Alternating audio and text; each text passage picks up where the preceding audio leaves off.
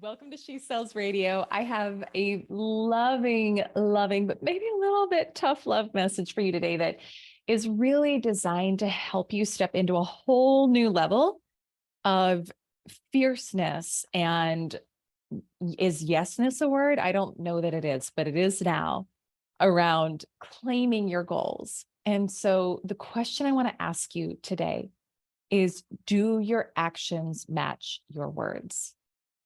Do your actions match your words? And how do I say this delicately? There have been some conversations recently with women that I've had where literally what they will say is, I'm going to make $1 million by such and such date. And they haven't brought in their first dollar. And they're not doing outreach. And they're in hiding. And that and again, this is not, I want to say, because I have so much love for I've been there on my journey. We've all been there on our journey, but I needed to hear, there's a version of me that needed to hear this years ago. And so if there may be a version of you that needs to hear this right now. Okay. When we do that, that is hope addiction. And it's a very convenient form of hiding and playing small.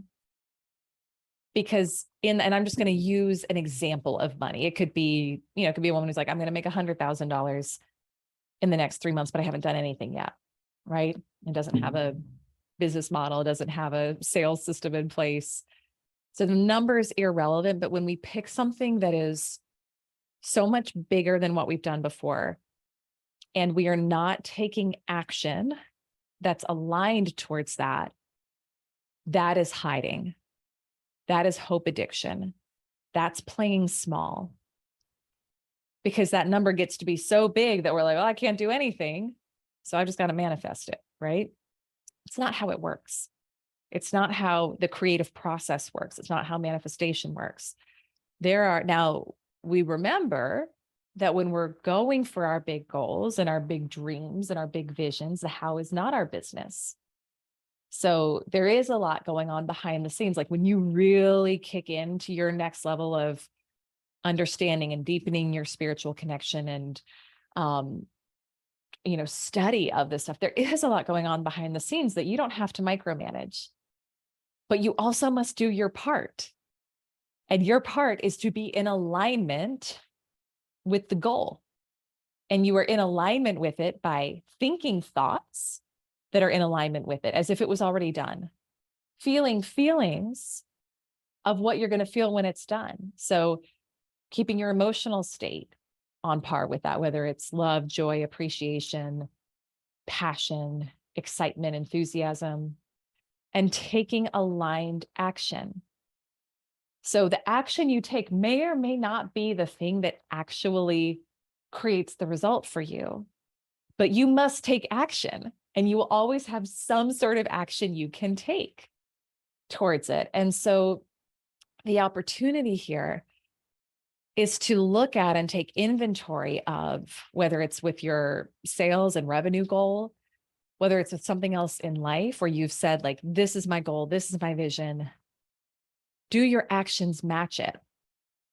And in my own life recently with my health, this was something I got to be convicted of.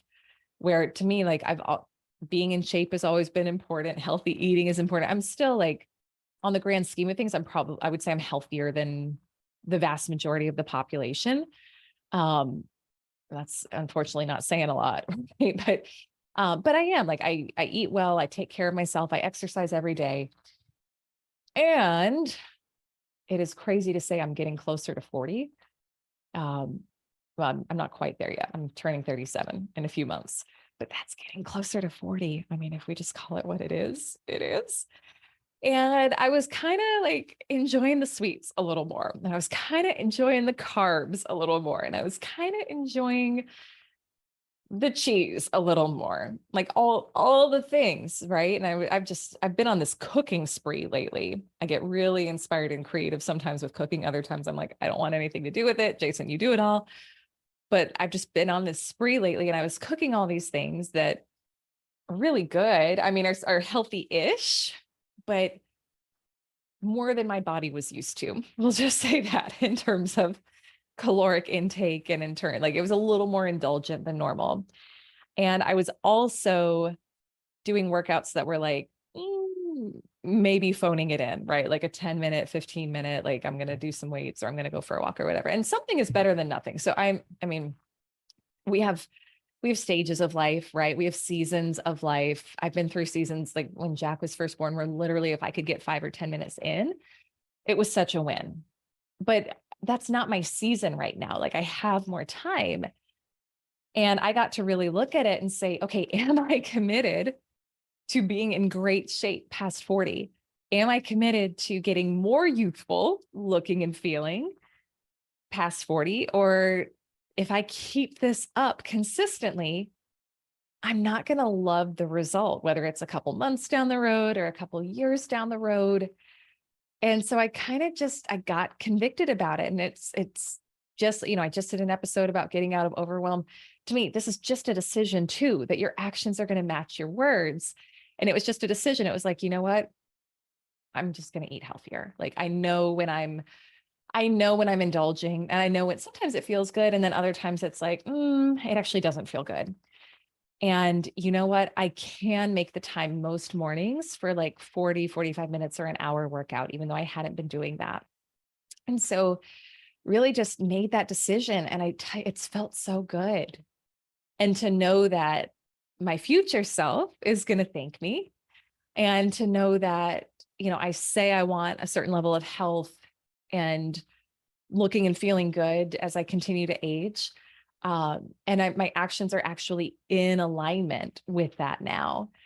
So it's simply an inventory, and it's saying, you can look at it like, what is the action I've been avoiding taking?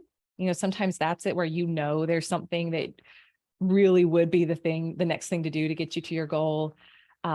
Where you may be self-sabotaging, where you where are you playing small, where are you not doing the thing that would actually get you to your goal? Where are you going in the opposite direction of what you say you want? And you can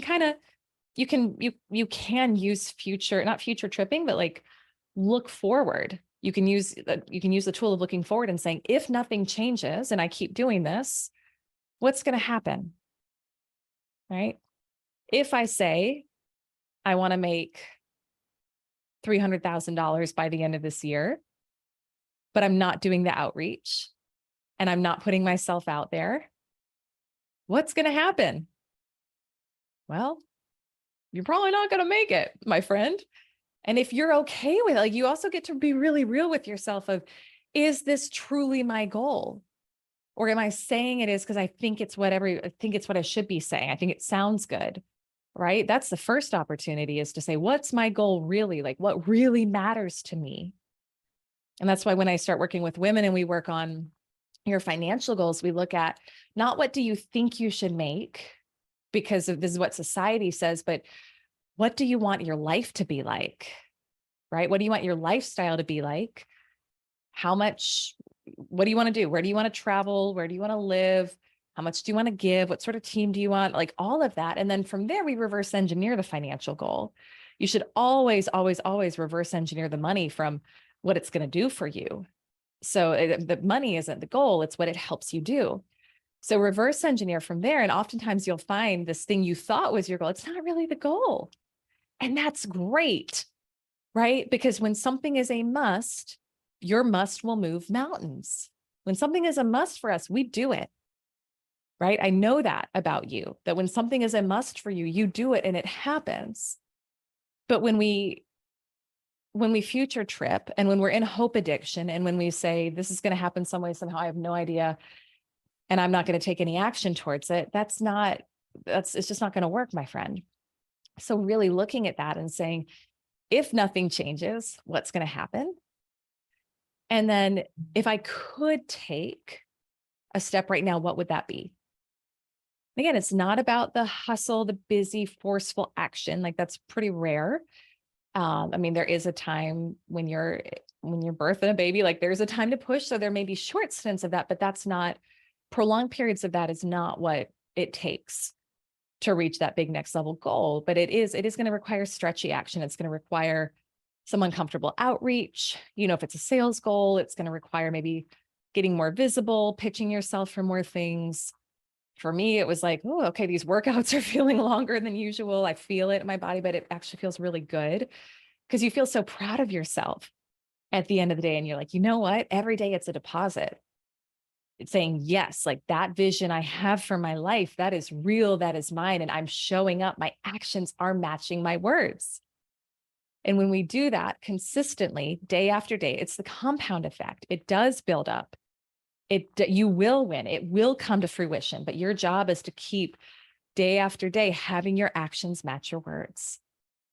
So I hope this served you today. I would love to hear from you. I'm at Elyse Archer on all social. What spoke to you about this? Did you get convicted? Again, I'm in this with you too. I got to have this lesson in a certain area of my life recently. So I'm in it with you. We all get to do this together. But was there a certain area where you said, you know what? I got a little convicted there. My actions haven't been matching my words. And I'm going to decide to change that today because my future self deserves it. Because I looked and I forecasted and I said, yeah, I don't like that reality of where it's going to go if I keep acting in the same way. So I'm going to shift that today. So let me know what showed up for you. Let me know your biggest takeaway. And then of course, head on over to ElyseArcher.com for lots of resources, some great freebies and goodies to help you step into a greater level of sales, financial abundance, and just all goodness in all areas of your life, my friend. Thanks so much for listening to this episode. I'll see you on our next episode of She Sells Radio.